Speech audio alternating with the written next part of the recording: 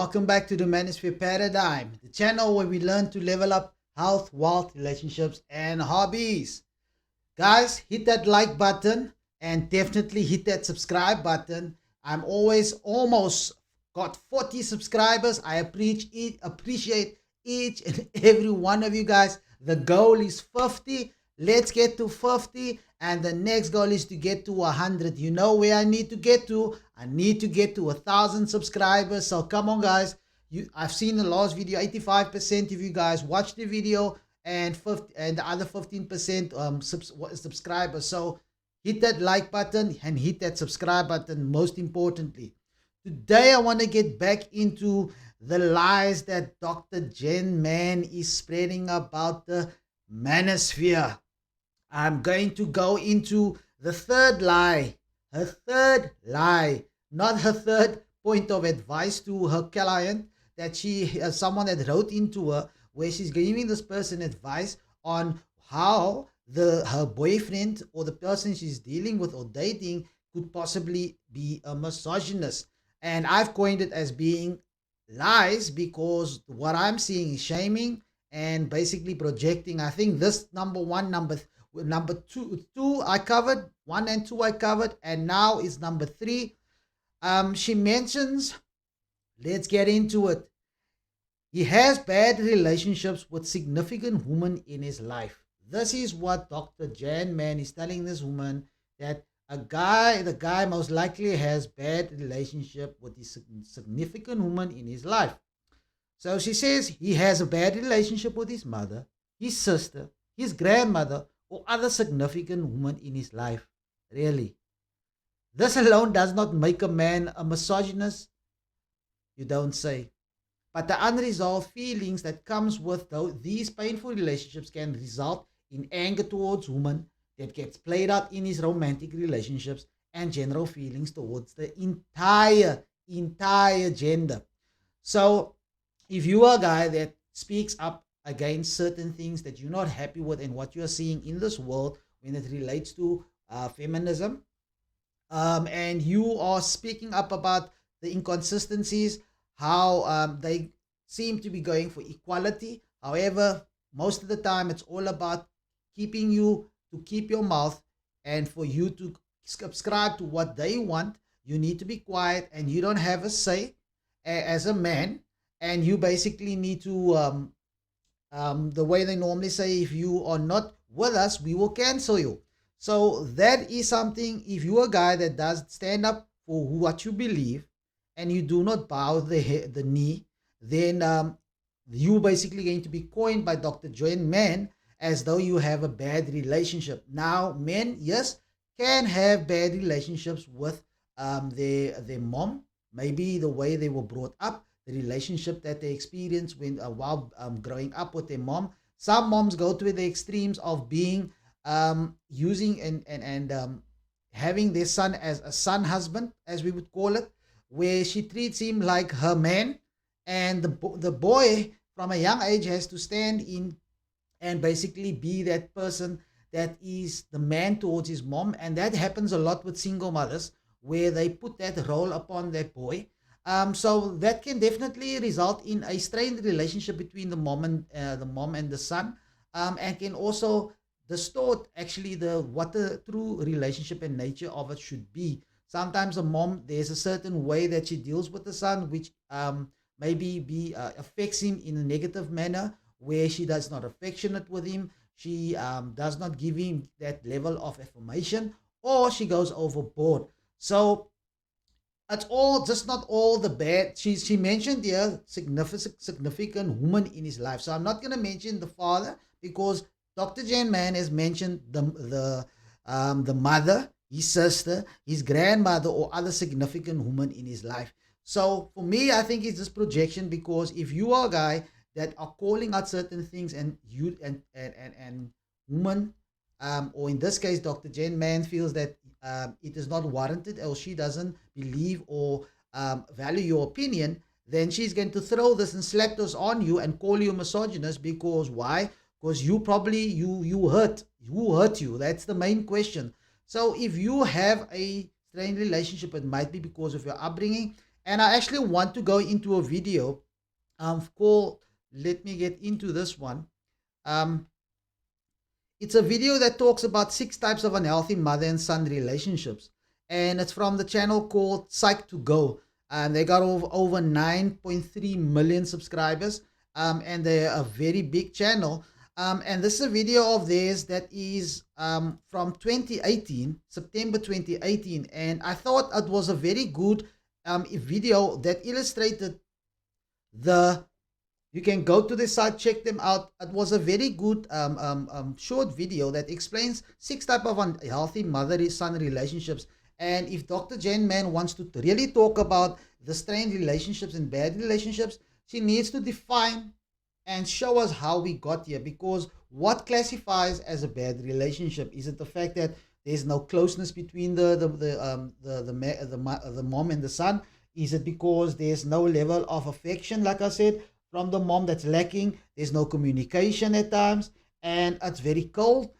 Because at times also what does happen is, especially in a single mother scenario, is if the relationship was strained with the father, the son's father, then the son at times get treated with the animosity that the mom would want to project onto the father, but projects that onto the son, especially if she may have different baby daddies and there's other children involved. It's always where maybe that the one child will be treated better compared to the other one based on the relationship and how the father dealt with the mother. So, but I don't want to speculate further. I want to go into this when it comes to 6 type of unhealthy relationships from between the mother and son. So let's have a look at this. Mothers are the first female figures boys connect with when they enter this world. This is why setting good examples and demonstrating love and support is crucial right from the very start. But what about those who don't have such a great upbringing from their mothers? What are the harmful effects on them? Here are 6 types of unhealthy mother-son relationships. Number 1. Mama's boy. A close mother-son relationship is important, but how close is too close?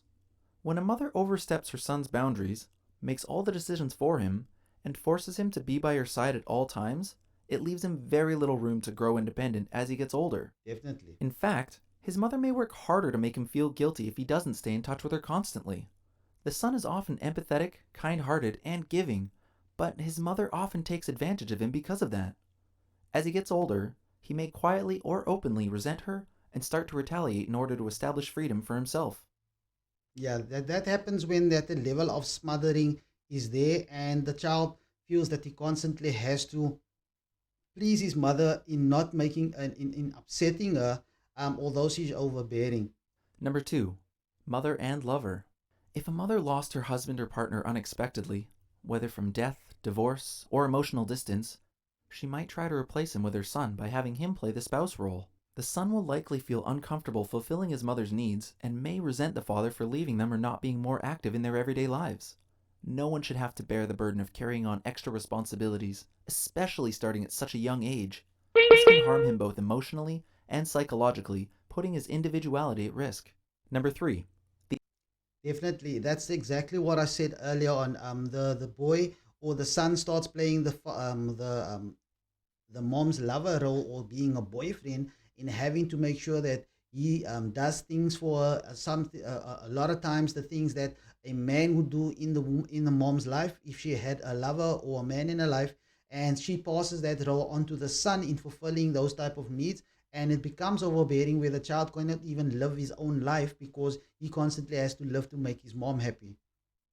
And like they say, it builds up a certain level of resentment where instead of maybe doing things because you wanted to, you kind of feel this level of obligation in doing things because you have to fill that gap.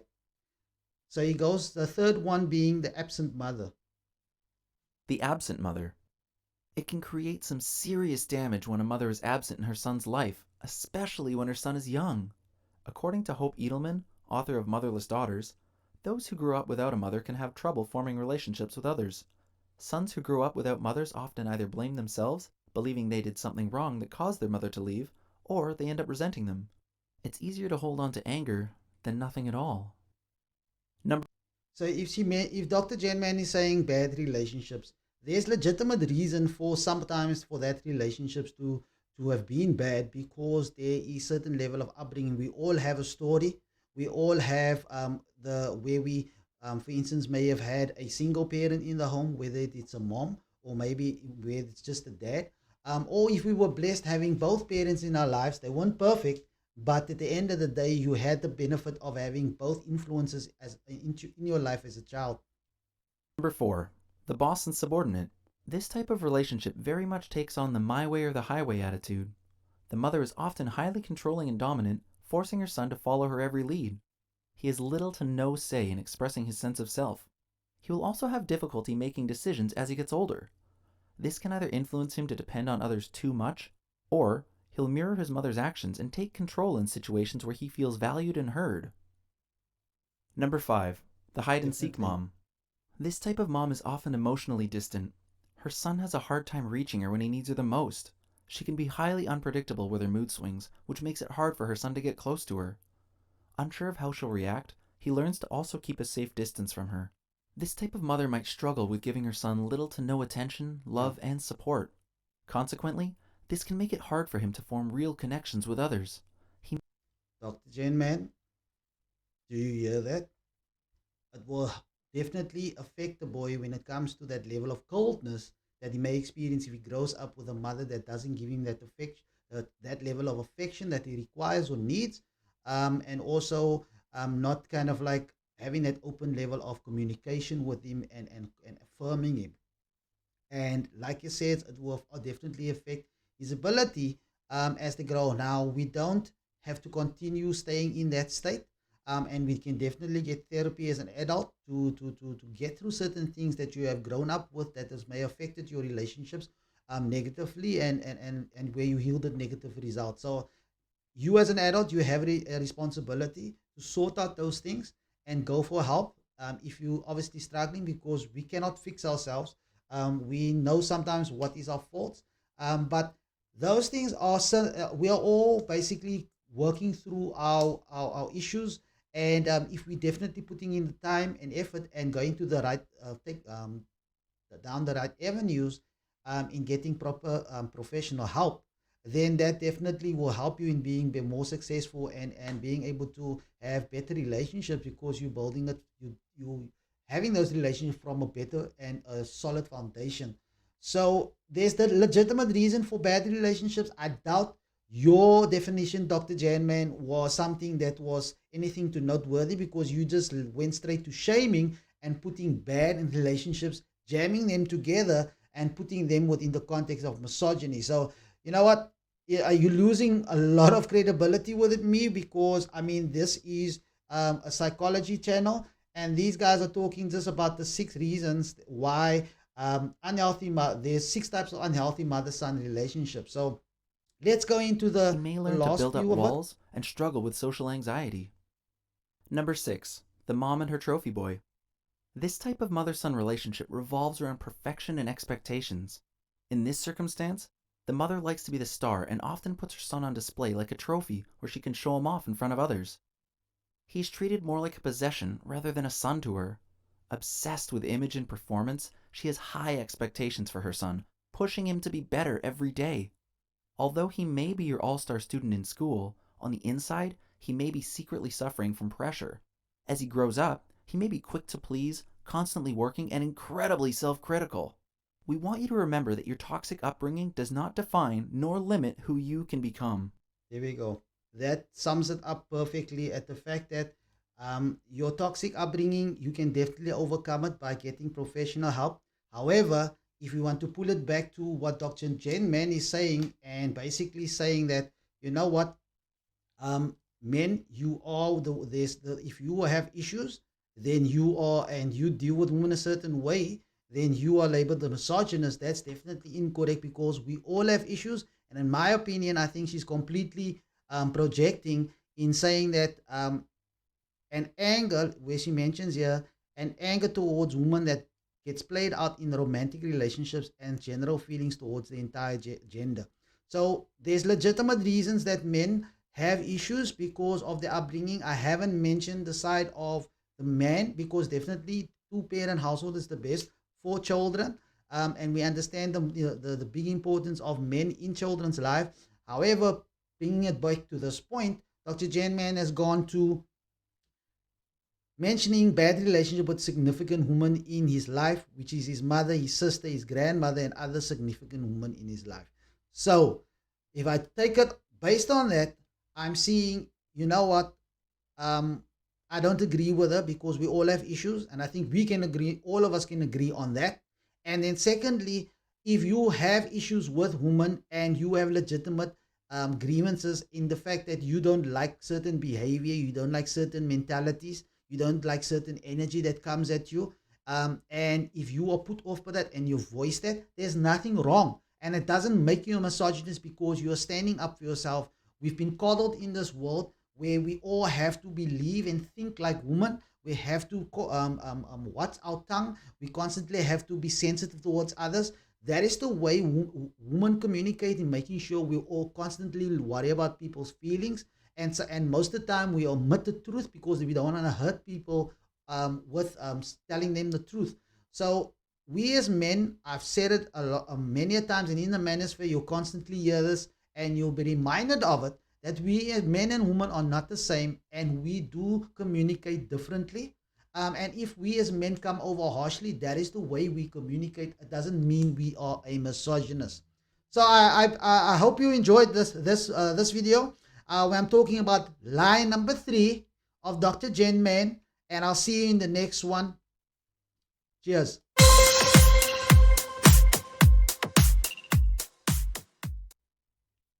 Much, guys. I want you to watch 10 videos, drop 10 likes on those videos, and give me a honest opinion or comment based on what that video content is about. Tell me what you think about it. Tell me what you would like to add to it, and tell me what you disagree with or you agree with, and what you enjoyed from and enjoyed watching it. So, guys, help me to build this channel. I'm definitely going to show my appreciation and send you a t-shirt to basically show you, you know what, I appreciate all your support, and I'm going to constantly push and build this channel and get it to that next level. 50 subscribers, guys, and we're pushing for 100, and then after that the next one we're pushing for is 1,000. Let's do this. Cheers. I'm out.